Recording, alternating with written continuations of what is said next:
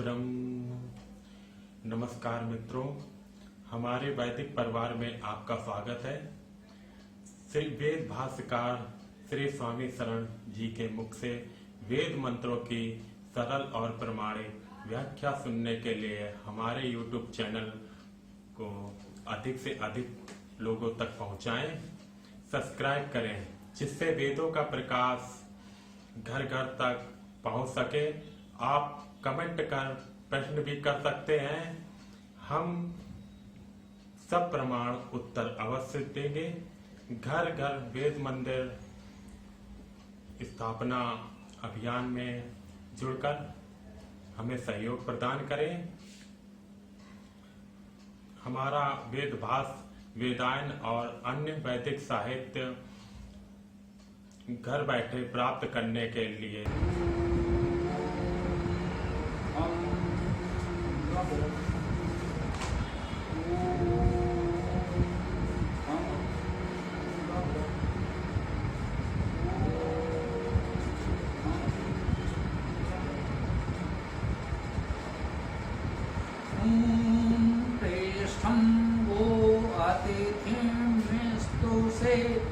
नेत्रं इव प्रियम् अग्निरथं नवेद्यम्।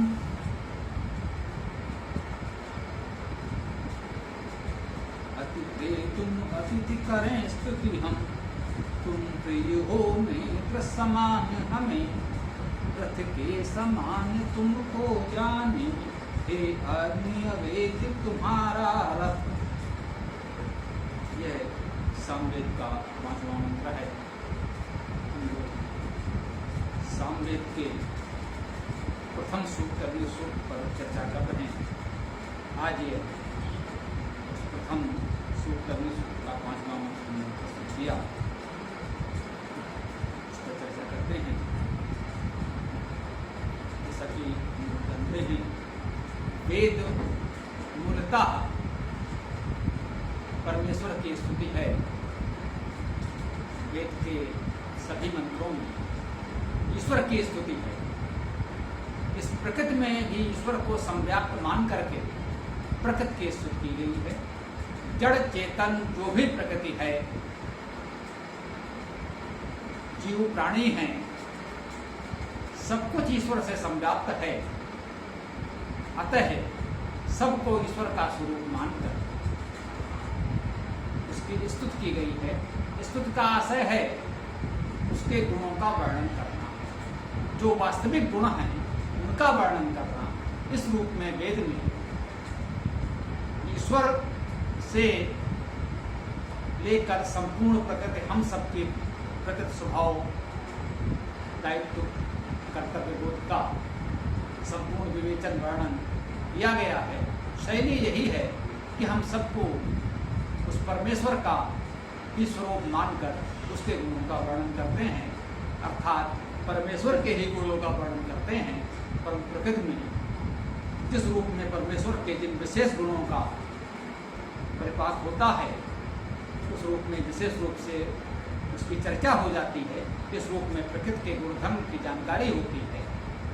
परंतु मूलतः प्रकृति के सभी स्वरूपों में हम उस परमेश्वर का दर्शन करते हैं, उसी का वर्णन करते हैं, उसी की स्तुति करते हैं। तो उसके गुणों का ही वर्णन होता है। कह रहे हैं प्रेष्ठम। प्रेष्ठम प्रिय, प्रिय होना सहज भाव से हम समझते हैं। ये अत्यंत प्रिय का भाव, तर और तम, वरीयान वरिष्ठ, गरेयान गरिष्ठ, प्रिय प्रेयान प्रेष्ठ। जो अत्यंत प्रिय है, प्रेष्ठम अर्थात अत्यंत प्रिय, वो तुम अतिथि, अतिथि को परमेश्वर का वर्णन किया जा रहा है। पहला गुण हमने क्या कहा? प्रेष्ठम, अत्यंत प्रिय है। वह हमको अत्यंत प्रिय है, हम उसको अत्यंत प्रिय हैं। इससे हमें इतना तो सीखना है कि संसार में हम परस्पर व्यवहार करते समय अत्यंत प्रिय मानकर व्यवहार करें। हम सब लोग परस्पर एक दूसरे के अत्यंत प्रिय बने और ऐसा मानकर ही व्यवहार करें, जिससे भी हम बात व्यवहार कर रहे हैं उसे अत्यंत प्रिय माने। इसी स्वरूप में हम परमेश्वर के स्तुति करते हुए जीवन की विविध शिक्षाएं प्राप्त करते हैं, मार्गदर्शन निर्देश प्राप्त करते हैं। यही वेद की विशेषता है, ये उसकी वर्णन शैली है स्तुति की, और इस रूप में वे हमें संपूर्ण मार्गदर्शन जीवन का प्रदान करते हैं। तो प्रेष्ठम अत्यंत प्रिय है, हमें अत्यंत प्रिय भाव से लोक व्यवहार करना चाहिए। वो सर्वनाम है, तुम उसके लिए या जिससे भी हम व्यवहार कर रहे हैं उसके लिए। अतिथिम, दूसरा गुण बताया गया, वो अतिथि है। अत सातत्य गमने धातु से अतिथि शब्द की निष्पत्ति है,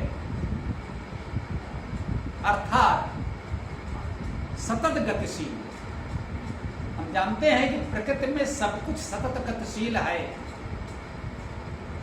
ग्रह, उपग्रह, सूर्य, नक्षत्र, आकाश गंगाएं, किस स्तर तक भी हमारी जानकारी हो पा रही है, सब कुछ अत्यंत गतिशील है, निरंतर गतिशील है, अतिथि है। अति सातत्य गम्य,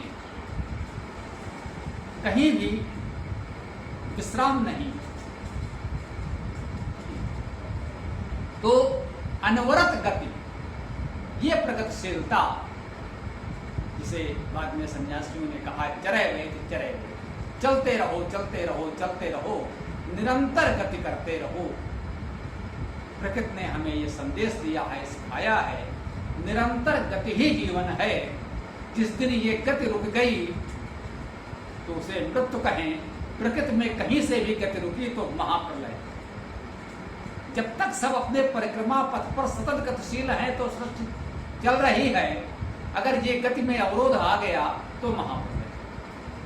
जीवन के लिए, सृष्टि के लिए, अस्तित्व के लिए गति आवश्यक है। ये गतिशीलता हमें जीवन में अपनानी चाहिए, जड़ता नहीं आनी चाहिए। हमारे विचारों में, कार्यों में, व्यवहार में हमें बैठ नहीं जाना चाहिए, थक हार कर शांत नहीं हो जाना चाहिए कि भाई अब कुछ नहीं, अब हम कुछ नहीं करेंगे, अब हम कुछ नए विचार नहीं दे सकते, हम कुछ नया कार्य नहीं कर सकते, अब भाई हम कुछ नहीं करेंगे। नहीं, हम करेंगे, जीवन भर सीखेंगे, जीवन भर पढ़ेंगे, जानेंगे, विचार करेंगे, हमारे विचारों में परिवर्तन भी हो सकता है। वेद हमारा मार्गदर्शक है। जैसे जैसे हम पढ़ते जाते हैं हमें नए विचार, नए चिंतन मिलते जाते हैं, और उस प्रकार से हमारे पुराने विचारों में परिमार्जन होता जाता है, सतत प्रगति होती जाती है। यह अतिथि होना, यह होना चाहिए। लोक व्यवहार में संभवतः आपने सुना हो, अतिथि को लोग कह सकते हैं आ नहीं तिथि, जिसकी कोई तिथि नहीं है, जो अचानक हमारे घर में आ जाता है उसे भी अतिथि कहते हैं। एक लौकिक संदर्भ है, इसे भी स्वीकार कर सकते हैं। अर्थात यदि कोई अचानक आ जाए, जिसकी कोई तिथि निर्धारित नहीं थी, कुछ बड़े बड़े लोगों के बड़े बड़े कार्यक्रम निर्धारित होते हैं कि समय कहाँ उनको पहुंचना है, क्या कार्यक्रम करना है, और कुछ लोग सहज भाव से अचानक आ जाते हैं। हमारे पूर्व परिचित संबंधी मित्र हो सकते हैं या कोई अपरिचित भी हो सकता है, तो उसे भी अतिथि कहा गया है, और उनके लिए कहा है अतिथि देवो भव। जो इस प्रकार से अतिथि भी आ जाता है वो भी हमारे लिए देवतुल्य है, अर्थात उसका भी स्वागत सम्मान हमें भली भांति करना चाहिए। परंतु यहाँ मूल भाव स्पष्ट कर दें, अत सातत्य गमने धातु से अतिथि शब्द की निष्पत्ति होगी, तो सतत गतिशीलता का संदेश ही इस शब्द से हमें दिया जा रहा है। ये हमें जानना चाहिए। स्तु से शब्द है, स्तु धातु है, स्तुति करना, इसीलिए हम लोग चर्चा कर रहे हैं, वेद में यही तो है। तो कहते हैं वो जो अत्यंत प्रिय है, अतिथि है, हम उसकी स्तुति करते हैं। और उसके क्या क्या गुण हैं? मित्रम युव प्रियम, मित्रम, वह मित्र है, हाँ वह हम सबका मित्र है, वह किसी का शत्रु नहीं हो सकता, वह किसी का अमित्र नहीं हो सकता। वह सबका मित्र है तो हमें भी सबका मित्र होना चाहिए। सबके प्रति मित्रता का भाव रखें। इनमें मित्र भी संकेत आते हैं, हम मित्र भाव देखें सबको। मित्र से चक्षुषा समीक्षा में जैसे संदेश हमको मिलते हैं। तो और क्या कहा, मित्रम यू, मित्र के समान, यू समान अव्यय है, तो मित्र के समान प्रियम, प्रिय।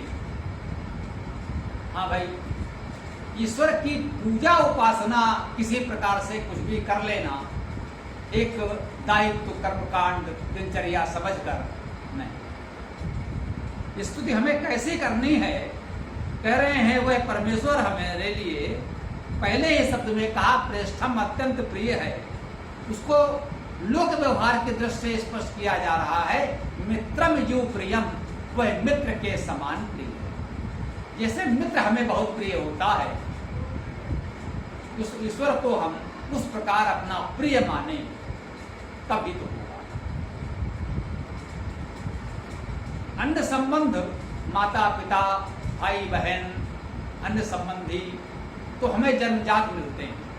उनमें से कुछ बहुत अच्छे हो सकते हैं, उससे हमारे संबंध, व्यवहार, विचार मिलते हैं, बहुत अच्छे संबंध हो सकते हैं। कुछ ऐसे भी हो सकते हैं, ऐसे परिवार में, संबंधियों में, जिनका आचार विचार व्यवहार हमसे विपरीत हो, उनसे हमारे उतने निकट संबंध नहीं होंगे, उतनी घनिष्ठता नहीं होगी, स्वाभाविक है। परंतु मित्र वो संबंध है जिसे हम चुनते हैं। मित्र हमारा वही होता है जिससे हमारा विचार व्यवहार आचार कुछ मिलता है। जो हमारे अनुकूल आचार विचार का होता है उसी को हम मित्र बनाते हैं। इसलिए व्यवहार में देखा जाता है कि परिजन संबंधी, जो रक्त संबंधी हैं, उनसे अधिक प्रिय हमारा वो मित्र होता है जो जीवन के किसी मोड़ पर कहीं मिलता है। क्योंकि उससे हमारा आचार व्यवहार मिलता है, अतः वो अधिक प्रिय होता है। अतः यहाँ पर कहा जा रहा है मित्रम यू प्रियम, उस परमेश्वर को मित्र के समान प्रिय समझ। अग्नि संबोधन है, हे अग्नि, अग्निगतो धातु है, अग्रणी होना, अग्र होना, ये भी अग्नि धातु से ही बन रहा है, स्पष्ट है। तो अग्नि शब्द के हम लोग मुख्यतः अग्रणी और प्रगतिशील दो अर्थ करते हैं। अनेक अर्थ ये हैं, लोगों ने अग्नि शब्द की व्यापकता को देखते हुए लोगों ने बहुत से अर्थ किए, परंतु धातु की दृष्टि से ये दो अर्थ महत्वपूर्ण है। अग्र होना, अग्रणी होना, और गति करना, प्रगतिशील होना, ये महत्वपूर्ण अर्थ हैं। ये परमात्मा को संबोधन दिया गया है कि हे अग्नि, हे अग्रणी, हे प्रगतिशील परमात्मन, हे परमेश्वर, रथम न वेद्यम, रथम रथ, ये रथ रम धातु से निष्पन्न सभी विद्वानों ने माना है। रम का अर्थ है रमना, रमण करना, रम जाना, खेलना, जिसके साथ हम रम जाए। रमणीयता हो, वो रथ है। रथ लोक व्यवहार में वाहन भी है, हमारे आवागमन का साधन भी है। आवागमन के अनेक साधन हो सकते हैं, अनेक प्रकार के वाहन समाज में प्रचलित हैं, लेकिन रथ किसे कहेंगे? जो रमणीय हो, जिसमें हम रम सकें सुखपूर्वक मन से, जिसमें हम यात्रा कर सकें, वो रथ। अथवा यात्रा की व्यवस्था में तो हम किसी भी साधन का उपयोग करते हैं। रथ शब्द से संकेत है कि वो साधन रमणीय होना चाहिए।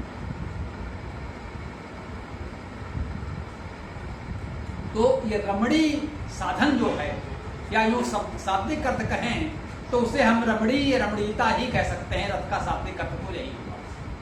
उसे वाहन माने या न माने, लोग व्यवहार में वाहन मान सकते हैं, वह अर्थ भी हो सकता है, परंतु शाब्दिक अर्थ है रमणीयता से। जैसे अन्य शब्दों को हमने समझा, जैसे वो अतिथि है, मित्र के समान प्रिय है, श्रेष्ठ है, अग्नि है, वैसे ही रत्न अर्थात वो रमणीय, हमें भी रमणीय होना चाहिए, हमें समाज में रम जाना चाहिए। यही तो कहा है, जो रमत स रामा, जो रमता है वो राम। रमन्ते योगिना यस्मिन स रामा, और योगी ध्यानी उपासक जिसमें रमते हैं वो राम है।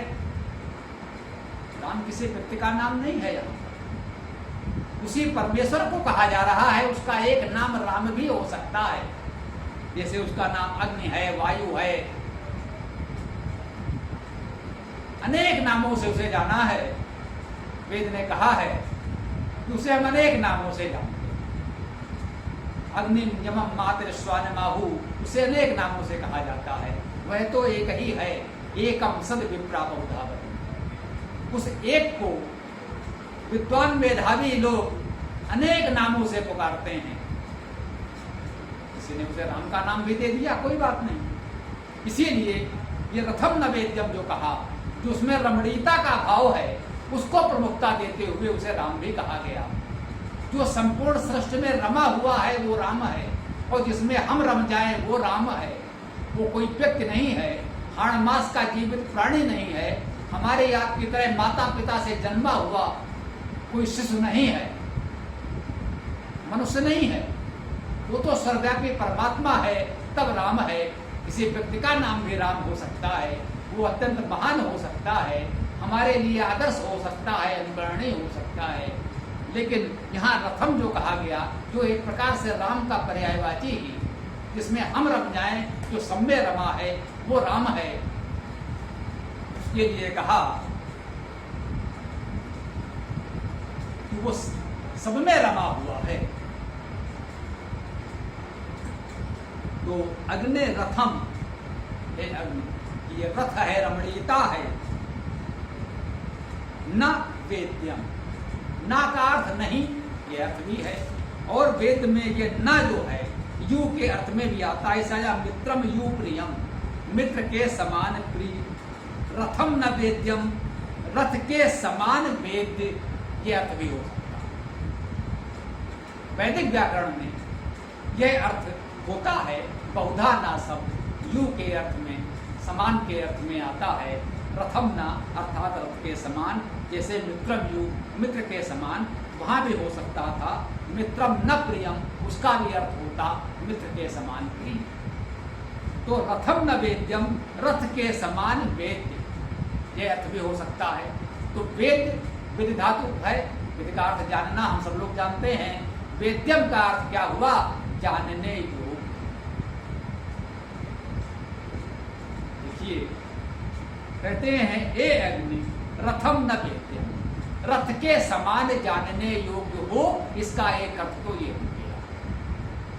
रथम न वेद्यम, रथ के समान जानने योग्य। अर्थात अगर हम माने रथ को लौकिक दृष्टि से इसको समझना चाहें, तो रथ एक वाहन है जो हमारे समक्ष है, हमको दिखता है, हम उसे देख सकते हैं, छू सकते हैं, उसका उपयोग कर सकते हैं, उसे भली भांति जान सकते हैं। वो कैसे बना है, उसके क्या अंग प्रत्यंग हैं, ये उसका चक्र है, पहिया है, छत्र है, जो भी है, हम उसके सभी चीजों को प्रत्यक्ष देखकर समझकर जान सकते हैं। तो कहते हैं अग्नि रथम न वेद्यम, हे अग्नि अग्नि परमेश्वर, तुम रथ के समान जानने योग्य हो। अर्थात ईश्वर ऐसा नहीं है कि हम उसे जान नहीं सकते, समझ नहीं सकते। यदि हम उचित प्रयास करें, वेद का गंभीर स्वाध्याय करें, उस पर चिंतन मनन करें, तो ईश्वर को हम वैसे ही जान सकते हैं जैसे प्रत्यक्ष रथ को जान सकते हैं। एक संदेश तो इसमें ही है। कोई प्रत्यक्ष है, कुछ लोग कह सकते हैं कि मनुष्य की सामर्थ्य सीमित है, उस असीम परमेश्वर को कैसे जाना जा सकता है। यह सत्य है, संपूर्ण रूप से उस परमेश्वर को जानना हमारी सामर्थ्य से परे हो सकता है, परंतु वेद हमें निराश नहीं करता। वेद कहता है वेदाहमेतम पुरुषम महांतम आदित्य वर्णम तमसा परस्तात् तमेव विदित्वा अति मृत्युमेति नान्या पंथा विद्यते अनाय। वेद का मंत्र हमें आश्वस्त करता है, कहता है वेदाहमेतं पुरुषं महांतम, उस महान पुरुष परमेश्वर को हमने जान लिया है।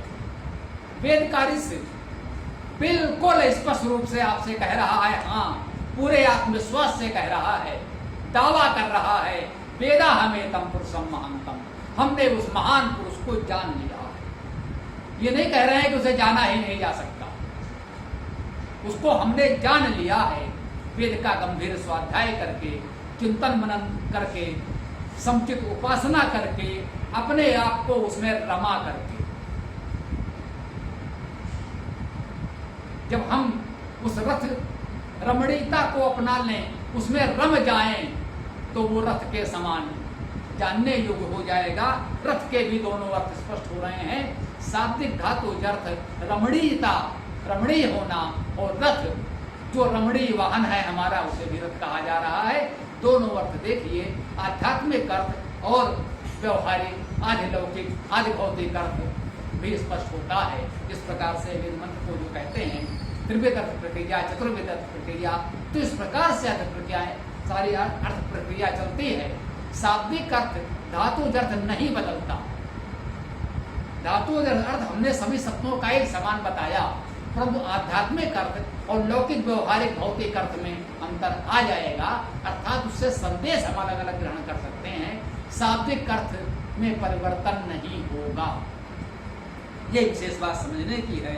तो रथम न वेद्यम, वह रथ के समान जानने योग्य है, वह रमणीय है। और रथम न वेद्यम, रथ को ना नहीं वेद्यम जाना जा सकता। दोनों अर्थ है। देखिए, कह सकते हैं कि उस अग्नि स्वरूप परमेश्वर के लिए कह रहे हैं कि उसका जो रथ है उसको नहीं जाना जा सकता। यह अर्थ भी है, उसके रथ को नहीं जाना जा सकता और उसको रथ के समान जाना जा सकता है। दोनों अर्थ स्पष्ट हैं, दोनों अर्थ सत्य हैं। वो ये नहीं कह सकता कि नहीं ये वाला अर्थ सत्य है और ये वाला अर्थ सत्य है। दोनों अर्थ घटित हो रहे हैं। हम विवेक से दोनों से बड़े बड़े संदेश ग्रहण कर सकते हैं। दोनों ही अर्थ महत्व, उसको रथ के समान प्रत्यक्ष रूप से जाना जा सकता है। और उसका रथ जो है, उसकी जो रमणीयता है, जो संपूर्ण सृष्टि में वो रमा हुआ है, उसको पूरी तरह जाना समझा जाए, वास्तव में मनुष्य की सामर्थ्य से बहुत परे है। मनुष्य की सीमा है। हम स्वीकार करते हैं वो अनंत परमेश्वर को हम अपनी सीमित बुद्धि से नहीं जान सकते, परंतु ऐसा नहीं है कि हम उसके सत्य स्वरूप को समझ ही नहीं सकते। वेद आश्वस्त कर रहा है, वेदाहमेतं पुरुषं महांतम, उससे तारतम्य बैठाते हुए कह सकते हैं अग्ने रथम न वेद्यम, वह रथ के समान जानने योग्य है। बिल्कुल स्पष्ट है, क्योंकि वेद में अन्यत्र भी कहा जा रहा है कि उसको जाना जा सकता है, हमने उसको जान लिया है। तो यहाँ पर यह अर्थ बिल्कुल सत्य है कि उसे रथ के समान जाना जा सकता है। यद्यप ये भाव भी ग्रहण कर सकते हैं कि उसका रथ अर्थात रमणीयता है। यह रथ को वाहन का अर्थ समझें कि उसकी गति कहाँ तक है। वो तो जब सर्वत्र व्याप्त है तो उसे कहीं आने जाने गति करने का प्रश्न नहीं, परंतु फिर भी वो अपने आप में निरंतर गतिशील अतिथि है। तो उसके इस गति को, इस रमणीयता को पूरी तरह समझ पाना हमारे बस में नहीं है। ये भी एक सत्य है और यह भी सत्य है कि वो ऐसा भी नहीं है कि उसके सत्य स्वरूप को हम जान नहीं सकते, इसलिए कुछ भी कल्पना करते रहें। ईश्वर को काल्पनिक स्वरूप में मत देखिए। ईश्वर का जो सत्य स्वरूप है उसे जानना आवश्यक है। ये जानेंगे नहीं तो मानने से कोई लाभ नहीं होगा। हम कहते हैं ईश्वर को मानो ही नहीं, जानो। ईश्वर को मानने से अधिक जानना जरूरी है।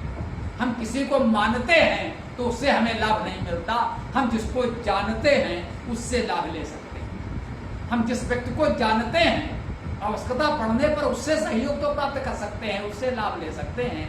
लेकिन जिसको हम बहुत मानते हैं, कभी मिल ही नहीं सकते, वो क्या है कैसा है हमने कुछ देखा समझा ही नहीं, तो हो सकता है उसके गुणों के बारे में सुना हो, हम बहुत सम्मान करते हो, लेकिन व्यवहारिक रूप से उस व्यक्ति से हमें कोई लाभ नहीं हो सकता। तो ईश्वर की उपासना का लाभ तभी मिलेगा जब ईश्वर के सत्य स्वरूप को हम जान लेंगे, जब हम भी इसके तरह कह सकेंगे, हाँ वेदाहमेतम पुरुषम महानतम, हमने उस महान पुरुष को जान लिया है, उस परमेश्वर को, परमात्मा को, उस पुरुष को जान लिया है। पुरुष सूक्त है, वेद में उस परमेश्वर को पुरुष के नाम से जाना गया है। पुर धातु का अर्थ है पुरस्कार, अग्रणी होना, अग्रसर होना, आगे जाना, अभिगमन करना, ये पुर धातु के अर्थ हैं। उसमें उस प्रत्यय लगाकर पुरुष शब्द बना, वही तो अग्रणी है, सबसे आगे तो वही है सृष्टि में, सारी सृष्टि तो उसके बाद ही बनती है, वही बनाता है। तो इसलिए उसे पुरुष कहा गया है। वेदाहमेतम पुरुषम महानतम, उस हमने आदित्य पुरुष को, उस महान पुरुष को जान लिया है, ये हमें प्रयास करना होगा। यही संदेश इस मंत्र में भी दिया गया। अग्नि रथम न वेद्यम, वह अग्नि स्वरूप परमेश्वर, अग्रणी परमात्मा, प्रगतिशील परमेश्वर हमारे लिए रथ के समान वेद्य है, जानने योग्य है। जैसे हम प्रत्यक्ष रथ को जान लेते हैं, वैसे ही हम उस परमेश्वर को भी जान सकते हैं। इस महान संदेश के साथ आज की इस मंत्र की चर्चा को विराम देते हैं। हम ब्रह्म हम ब्रह्म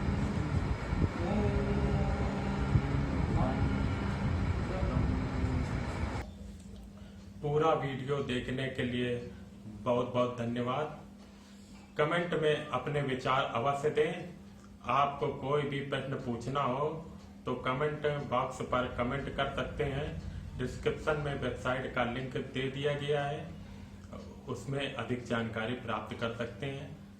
धन्यवाद। ओम खम ब्रह्म।